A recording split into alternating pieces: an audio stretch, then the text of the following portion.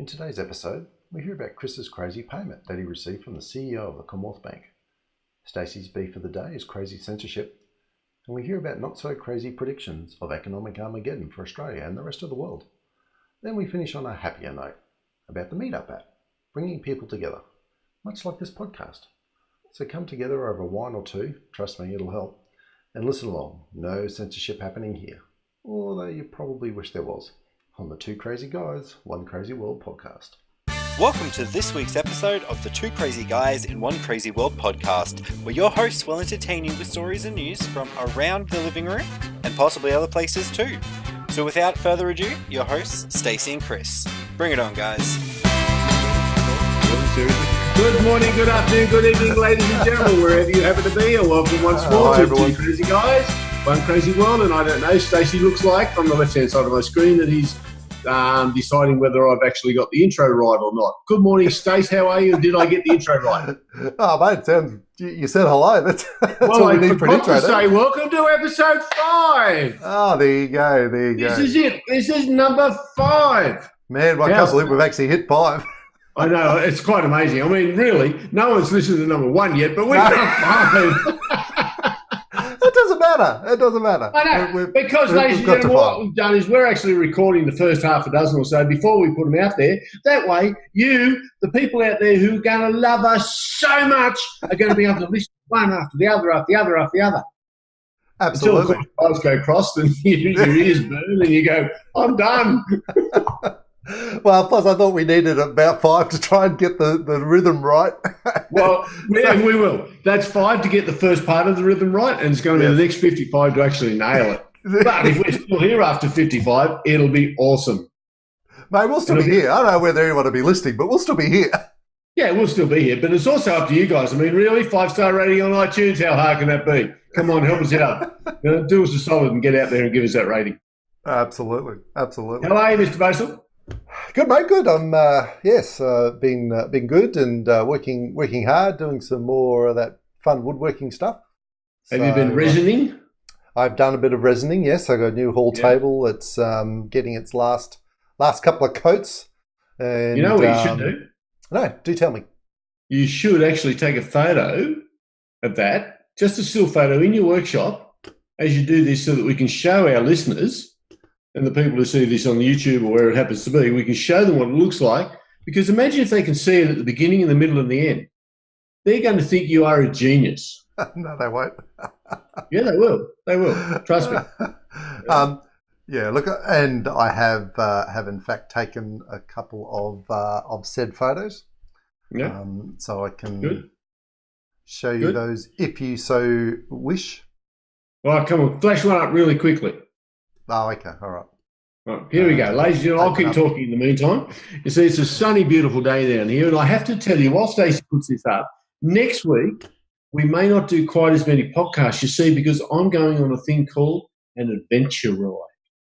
Now, what that is, it means that I'm going to get on a BMW 1200 GSA, which the A stands for adventure.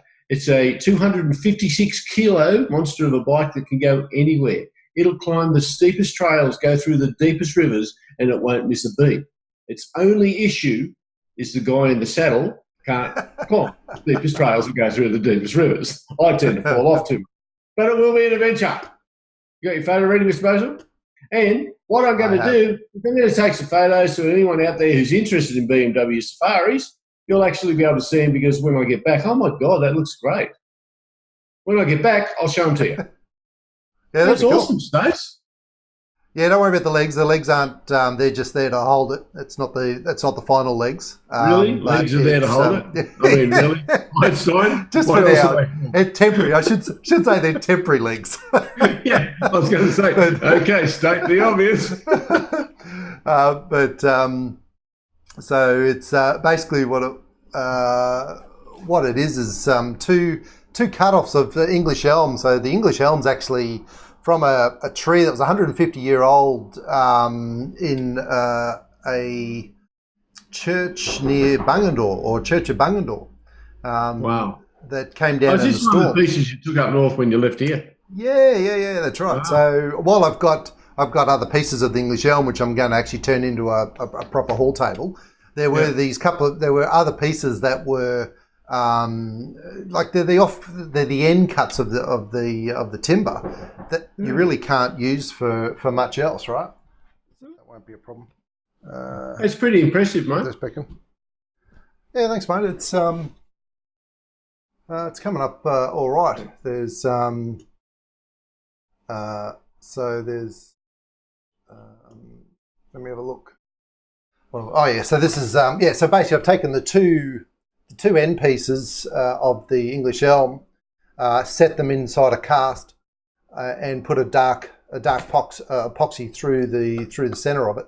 Yeah, you've done really well. So that hopefully it can show up the English elm nicely. So that's cool.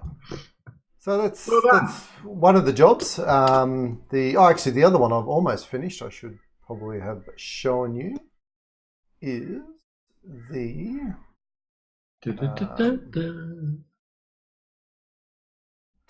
Well, one thing that should never happen in a podcast, ladies and gentlemen, is silence. So while Stacey's bringing this back up, I will continue. Nothing wrong with a bit of silence. Absolutely. There's everything wrong with a bit of silence in a podcast. Could you imagine listening to 15 minutes of nothing? It'd be like having a radio show of Seinfeld, the TV show about nothing. Yeah, look how successful that was, right? I know, right? I mean, I never got it. Never liked it, never got it. It was yes and no for me. There were elements. There were elements that I liked, and elements that I just shook my head at. But look, I think that's like anything. Right. So this is this is a piece of red gum. Yep. That is. I was only 19. That I've kept a natural slice. So they call natural edge. And I've filled it in the middle with epoxy. It had a lot of rot holes in it. Yeah. So I've filled it all with epoxy resin and coated it all, sanded it back so it's got a nice glass type finish on it. You'd have to let the epoxy cure for a fairly long time, wouldn't you? Yes. Yeah, and especially with the holes, it takes a number of pours. Yeah. To fill it up. Hang on a sec. I have to cut that out too. Ladies and gentlemen, that's Stacy just doing his best imitation of a dying person. Yeah, that was not sure what that is. So anyway, that's those bits. That's what I'm working on at the moment. So that's what we've been fiddling around with. Was Stacy been fiddling around with? Me, I went out the back yesterday and I was like He-Man. I was swinging a pickaxe to dig out some tree stumps. And after an hour and a half, I was exhausted and I was leaning up against the fence thinking, if I have to swing this thing one more time, I'm going to have another heart attack. But luckily, I'd finished by then and we now have a trench big enough to plant the last 6 or 8 of our pitostrums and the hedge will be complete. So therefore, all you gardeners out there, make sure your holes for those little tiny pots are 40 centimetres deep by about 80 centimetres wide, and those grow like wildfire. But if you happen to be married to my beautiful princess, which of course you're not, or to your very own beautiful princess, who is a little bit, shall we say, exact in her measurements, as in I had one of the holes out there, it was 39 centimetres. It had to be 40. The issue was there was a rock about 20 centimetres thick underneath that. 2 hours later, the rock was out and we had a 60 centimetre hole. It can be 30, but it cannot be less than 40. And 39 is not 40. And why did it need to be exactly 40? Because it had to be 40. Because Susan Corky had worked out that the hole had to be 40 centimetres deep for the best chance of the hedge. Now, I've also got to give credit where credit's due. Suze swung 90% of the crowbar and pick during that dig. Because I was like, you want it 40 and it's 39? Go for it. All right. Well, good. Are you ready for our next little segment, the beef of the day? Go for it, my friend. What a surprise. I'm sure you do. Yeah. I'm shocked. Okay. Waiting times and the way that big organisations, be it the Commonwealth Bank, be it NRMA, be it whoever it happens to be, values your time and leave you hanging on the end of a phone for ages. Well, they don't value our time, basically. Actually, I got a recording yesterday. I had to ring NRMA Home Security because the NBN's being installed, and that means that I have to change our home security from a fixed line reporting to a wireless reporting, right? Sure. Which goes across 4G. So it says press 1, press 2, press 1 or 2, I press 2, press 1 or 2, I press 2, and I get this immediately. We appreciate your patience and realise your time is valuable. Please continue to hold, and a member of our team will attend to your call as soon as possible. And then this lovely elevator music starts playing.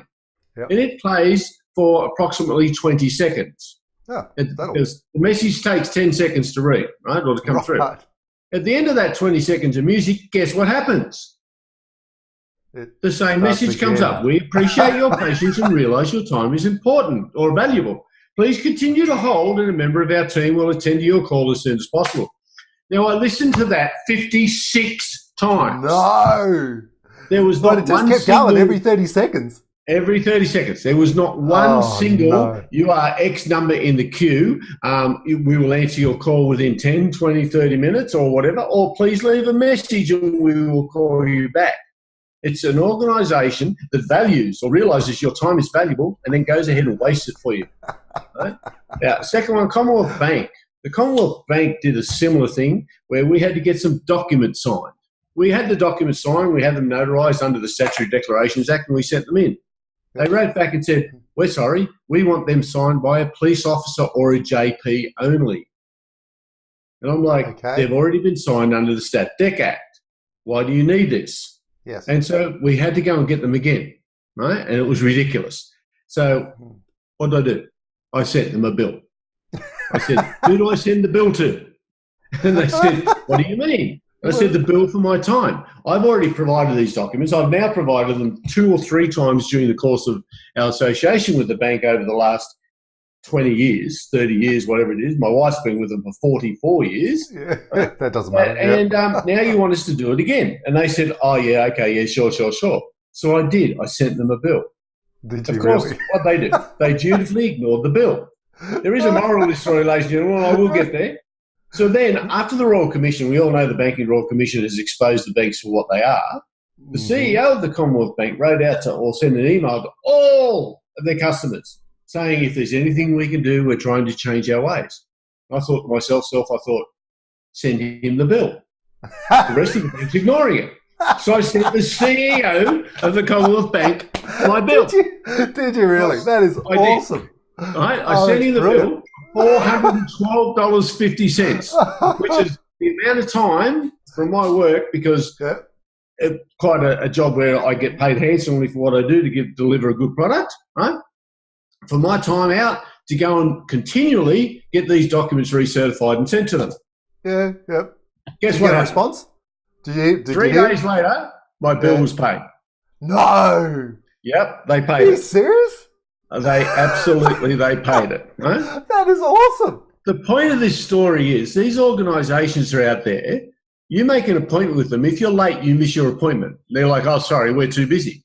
Right? But they will then have you on hold for any length of time that they deem, because they don't want to have extra people on the telephone because they're cutting costs to make it more profitable for the shareholders. Of course. Or whoever it happens to be. So they will actually waste your valuable time whilst telling you how valuable it is. So ladies and gentlemen, don't be backward in coming forward and sending them a bill. Now, I have another couple of examples where I've done exactly the same thing. I had a bus clip my car and they said to me, oh, that's fine. Yep, we understand. We hit you. So go and get 3 quotes and send them in to us and we'll get your car fixed. And I said, okay, who do I send the bill to? And they said, what bill? I said, the bill for my time to go and get 3 quotes. Yeah. And they said, you can't bill us for that. I said, yes, I can. Your bus hit me and you're now asking me to take time out of my day to go and get 3 quotes. Absolutely. You know what they said? What? Oh, okay, just get 1. Instantly, it went from 3 quotes to 1 quote. And I said, awesome. Who do I send the bill to? And this guy on the phone said, oh, you can send it to me, I suppose. So I sent them a bill for $150 for my time to go and get a quote. Fantastic. They paid in 10 days. That's awesome. they paid in 10 Look days. at that. So, again, ladies and gentlemen, the beef of the day is That is brilliant. these organisations are getting away with it. They're making millions upon millions of dollars, especially the banks. They're making historical profits every year. Almost 10 billion a year. Right. So don't be afraid to actually hold them accountable. When they say your time is valuable and they're wasting your time, send them a bill for your time. Especially when they tell you it's valuable. Yeah. If you're taking time out from your work, send them a bill. The worst thing that can happen is they don't pay it. If they don't pay it, you say something along the lines of, like I've done after my experience with NRMA yesterday, because I've sent them a bill for my half an hour on the phone, and I've sent them a bill for, I think, for $62.50 or whatever it worked out to be. And it's exactly what it cost me, that in time sitting there on hold. If they don't pay it, I say, that's fine. I don't need to use your services. That's exactly my services, I currently pay for you $35.75 a month for the home monitoring. Yep. So you can pay my $60, or over the course of X number of years, how much will you lose? Yeah, it's exactly right. It's entirely up to them. But don't be afraid to put it out there. Absolutely. And we have to speak with our wallets, right? And unfortunately in Australia, we have a reputation for being apathetic and just, we're too busy, it's too hard, but it's costing us. It's costing you. It's by costing not doing anything, every single one of us when you sit on there. There was a recent example where Centrelink put someone on hold, and so they held. Now, they went to bed that night and they were still on hold. They came back the next morning and they were still on hold.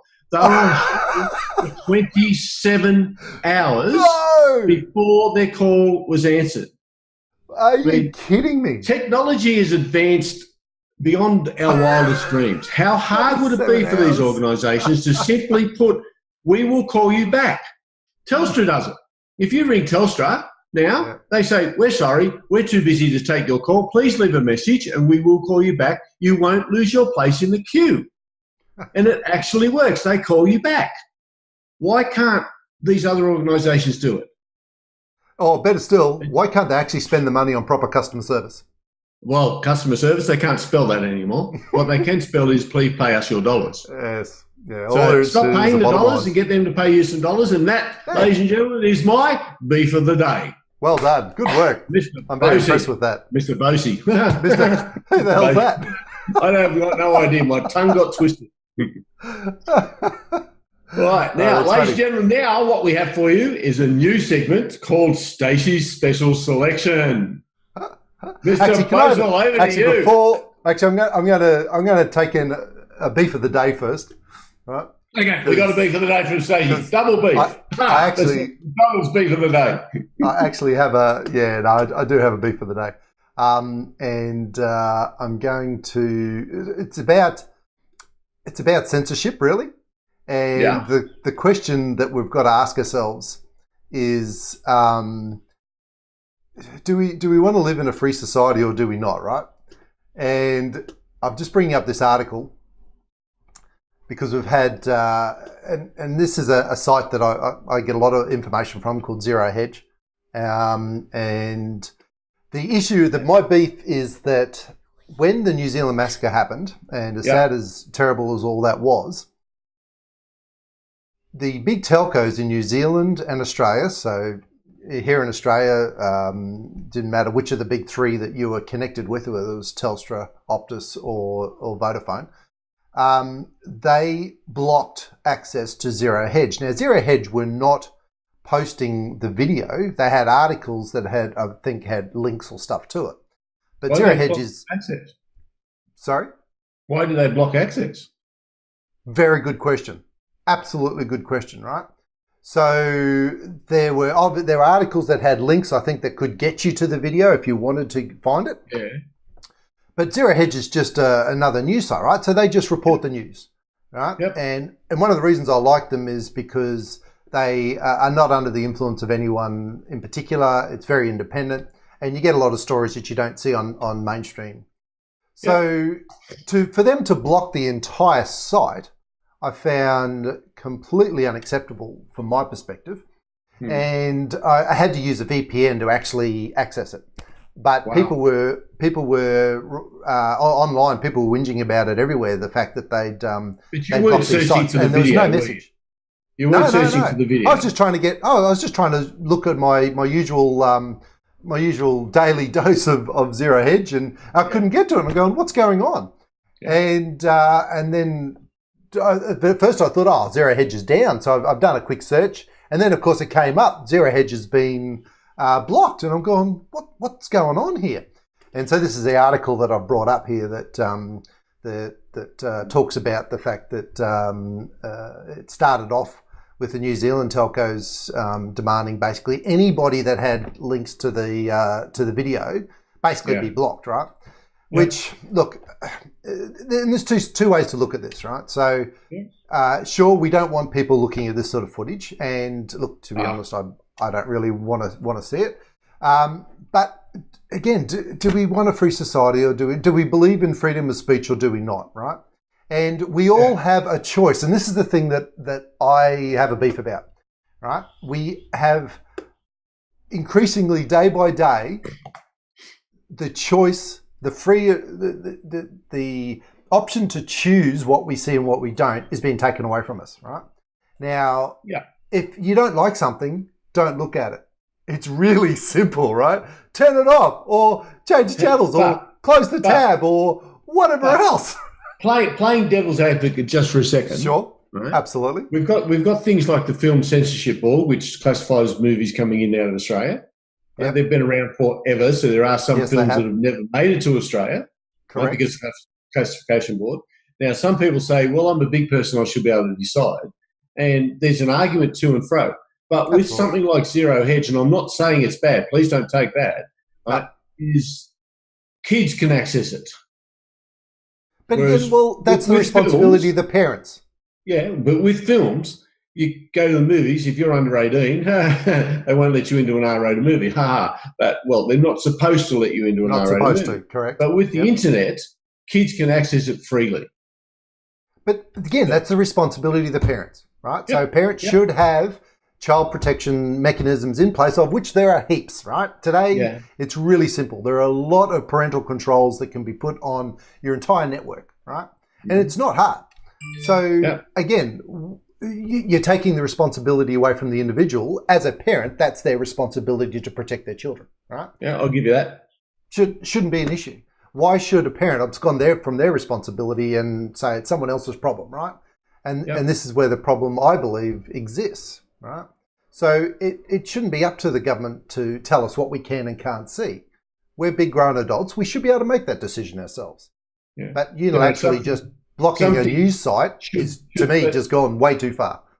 I think that there are some things, I absolutely agree with you, and but I think there are some things, such as that shooting video, which got shared so many times before it was finally taken down, that the big players like Facebook, Google, YouTube, whoever it happens to be, I think their social responsibility that shows that sort of thing should be that they have enough resources that they don't even get posted. Well, see, they don't, and this is the problem, right? Yeah. So, and in fact, and I'll show you here, I've actually got you don't want your kids seeing that. Here. No one should be looking at it, right? No, because war is horrible, and that's what that is. But no kid under 13 should be on Facebook.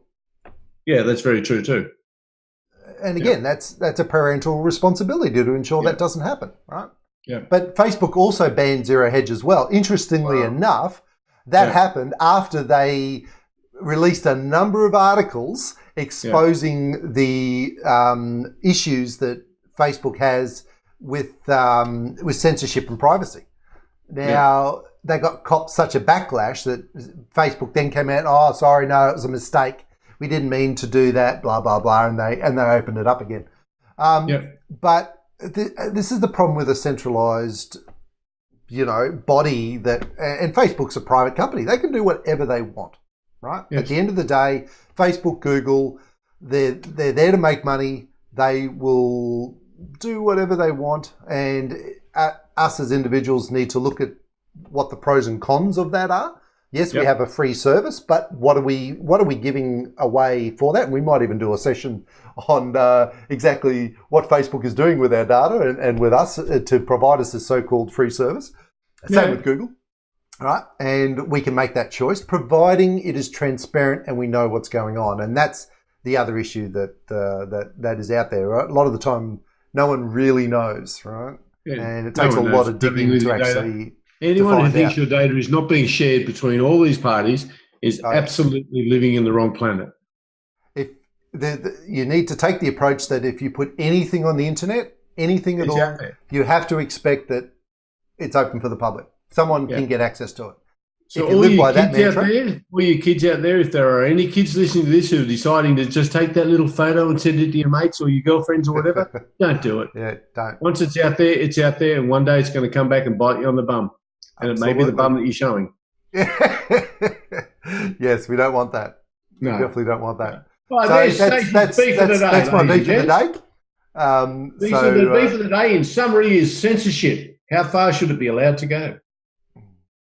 Yeah, absolutely. And I'm not condoning, certainly not condoning criminality and those sort of crimes. No. But general information, and it's that blanket censorship that is the problem, which is what China's been doing for their citizenship for years, right? So it's a slippery slope, and that's what we need to be really careful of.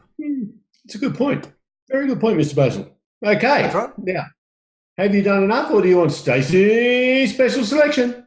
Yes, I'll do a special selection too. Here's our first ever, ladies and gentlemen, Stacy's special selection. This is one of those rare podcasts where I don't get to talk as much. Isn't that it's so it'll come, I'm sure. So there's so what I want to highlight today is the talk around the world around a potential economic Armageddon. All right. Now, I believe Armageddon out of here. Yeah. So, look, I'm approaching it in the case of forewarned is forearmed. I'm not 100% convinced that we are absolutely heading to an Armageddon. I think we are heading towards a recession of some type. How soon? I don't know. But I think it's important that, again, people be aware of what's going on around the world and the economy. Yep. And so there's a guy by the name of John Adams who does he's a professional economist. He's done a whole bunch of stuff there. Talks about a number of indicators that shows the potential of what's coming. So I just wanted to let people know they should do some research, look at their current financial situation.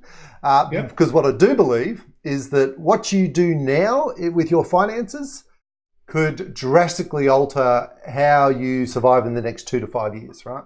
Yeah. And in line with that, have you seen the movie The Big Short?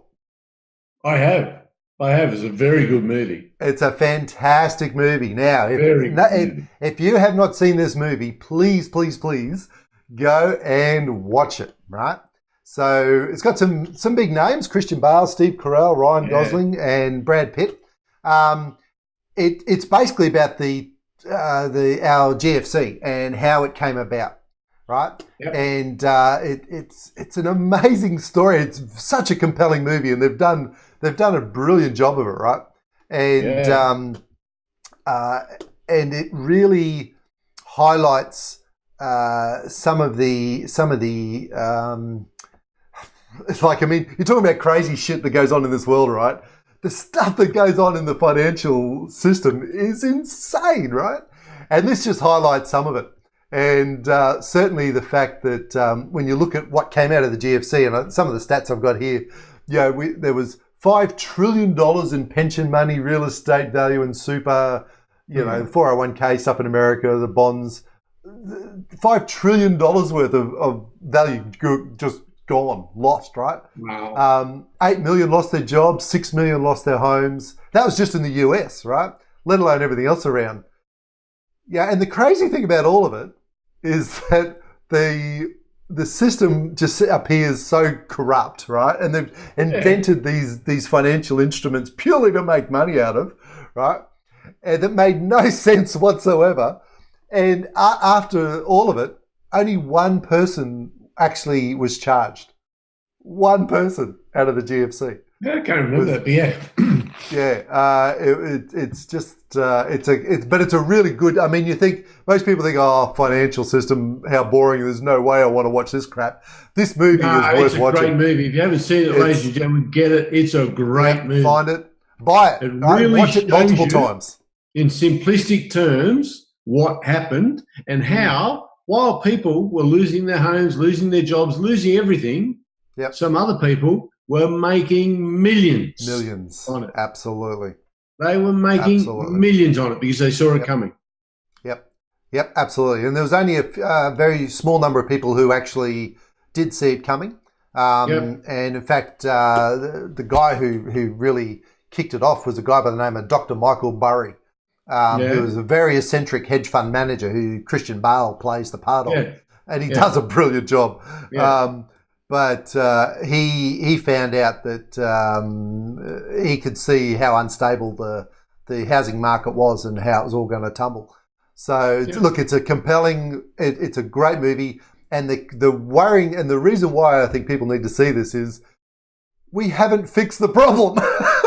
You would think we would learn from our mistakes, right? But the crazy the problem was in America, not here. And that's the thing. People think, we're in Australia, and look, we sailed through the GFC pretty easily. We were very lucky. The government gave us money. They gave us money. $1,000 basically. We also had a strong mining economy, which we had strong exports, which kept us afloat. Yep. So is that going to continue? No. That's the question, right? So look, it's a great movie, but it's very educational. It's well worth a watch. So that's my selection for now. All right, there's Stacy's special selection. Now, ladies and gentlemen, we normally have a little section called Talking Crypto FUD. Now, today's is actually going to be very, very short and sweet because we don't want this podcast to go too long. Mr. Bosel here has to go out and do something in relation to what he's about to tell you about. And I'm going to call Talking Crypto FUD this week. It's actually been renamed to Plug Your Meeting. Plug Your Meeting, I like that. Bosel. All right, so there's, for those that haven't found it, there's a great little app or program. This is the website. It's called Meetup. Now you can download the app on your phone. It's a fantastic little setup, and all it does is allow people with similar likes, interests to meet up with other similar like-minded folk. Right? It's a very simple concept. I love it because in today's world of, where we're seems to be more and more disconnection because of technology. Here we've actually got a case of technology bringing people together, which is fantastic. So, since I've moved to Queensland, I'm in an area near a place called Springfield Lakes, or Springfield Central, and there's no current meetups around the area, and there are in Brisbane, but Brisbane's 35, 40 minutes away from where I am. So I thought, well, bugger it, I'm going to set one up for the area. So that's what I've done. I've created this meetup.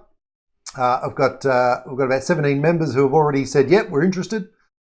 So if anyone's actually in the southwest Brisbane area watching this, there will be a meetup coming soon. You can search for that in the Meetup app. You'll find it quite easily. It's just called Springfield Lakes Digital Currency and Cryptos Meetup. And our first event's going to be on Wednesday, the 10th of April. So if you're interested or you know someone in the area, by all means, let them know. So, Stace, how did people find it? I mean, you've got 17 members. How did they find it? Just quite simply, if you sign up to the Meetup app, one of the things it does obviously asks your location, like where you are, and then it asks for what interests you would like to look at. And that's awesome. If you select Bitcoin or cryptocurrencies or digital money or any of those type of topics of interest, it will say, oh, okay, well, you're in this area and here's this meetup you might be interested in. So it actually sends you suggestions on the type of meetups you might want to be involved in. But you created this particular meetup, didn't you? I've created this particular one, and anyone can. That's the beautiful thing about it, right? So if there's a particular topic that you would like to create a meetup for, you can go into the app and you can create your own meetup. Can you use it for things like a sales meeting? I.e., you're trying to sell something, so anyone interested in XYZ, let's have They do. Yeah, look, they do, but it's not really in the interest of what it was created for. And they do have some guidelines around it, and it's not really designed for sales. So, and in fact, I think I'm not sure if it's actually against their rules or they don't promote that side of it. Yep. It's not really designed for that. It is designed as a general just meet-up discussion type thing. That's awesome. You can, and you can create a membership type thing out of it, and you can charge for that. Yep. And depending on what happens with this and the venues, we might have to, because quite frankly, most venues charge you to use their resources. Yeah, most of them don't give it to you for free these days. No. So you might have to charge $1 or $2 to you cover can go to the my costs. place and have the lounge room for free. Yeah, thanks, mate. Yeah, I don't know how we'll fit 50 people in your lounge room, but I don't know how you're going to get here. Well, there is that too. In fact, I've probably got more room here than your place to say. So, ladies and gentlemen, the Springfield Lakes Digital Currency and Cryptos Meetup next Wednesday, the 10th of April. Yep. All right, so please get on to Meetup, have a look at it. And if you're in the Springfield Lakes area, come on down. You can meet personally Mr. Stacy Bosel, one of the two crazy guys in this crazy world. Yes, you can. More than happy to have a chat. In one crazy world, I should say. Yeah, one crazy world, indeed. One crazy world. So you even get the title wrong, but we'll get it right one day. All right. Stacey, I think we're probably approaching the end of today's podcast. I think we've probably done enough for this session, mate. I think we have. There hasn't been any great thing. Although I have to give a little plug to my mate. Which mate? I've got to give a little plug to my mate, Rog. Oh, yes. Yeah, Roger Federer. Ladies and gentlemen, I mean, when I say my mate, your mate, if he met me, that's what threw me. He'd be my friend. He'd want to know dearly, trust me. But my mate, because he keeps a smile on one of my son's faces every time we win, and he won his 101st ATP title the other day, and he did it in amazing fashion. So well done, Mr. Federer, and well done to all the other people that he beat. But more importantly, he only won. More importantly, our own Ash Barty also won the Miami Open. Absolutely. So, give a round of applause to Ash Barty, the young lady who gave up tennis to play cricket, did everything she could possibly do in cricket, and then said, okay, I've done that, now I'll go back to tennis, and has just broken into the world top 10 by being the first Australian to win the Miami. I mean, she is just on fire. She's first Australian to win the Miami Open. I didn't realise that. One. Yeah. Oh, wow, that's awesome. Yeah, absolutely. No, good on her. So she's done brilliant. She is absolutely brilliant. She's a credit to this country. And absolutely, she is. Let's have a look at our top-ranked female player and our top-ranked male player. Well, who do you think? Poles apart. Who do you think our top-ranked male player is? Nick Kyrgios. No. Who is it? Hang on, it will be. You can't answer this question, see? There we go. Well, there's a couple of options. I thought it was Nick. No, because he dropped. But he won. He won the Mexican. They put him back up there. I didn't think it was high enough to put him. No, Alex de Minaur is still number one. Oh, there you go. All right, so our number 2 ranked player. He's back up to number 2. Have a look at Nick Kyrgios and Ash Barty, and who do you hear more of? Well, you hear more about Nick. You hear more about Nick. Who does better on the court? Ash. Go. Give it to her. I mean, that's it. Round of applause for Ash. She's doing great. She's doing great. An ambassador for the sport. What an ambassador for Australia. Come on down. So is Alex de Minaur too, I might absolutely. They all are. He's an absolute fighter. They're behaving. It's just that some of them need to learn to behave a little bit. Anyway, this has been Two Crazy Guys, One Crazy World, episode 5. We hope you've enjoyed it. And remember, stay tuned. Same bat time, same bat channel, different place. Next time. Absolutely. And send us your questions, comments, feedback to twocrazyguys@lifefreedom.solutions. See ya next time. Bye all. See ya. Bye.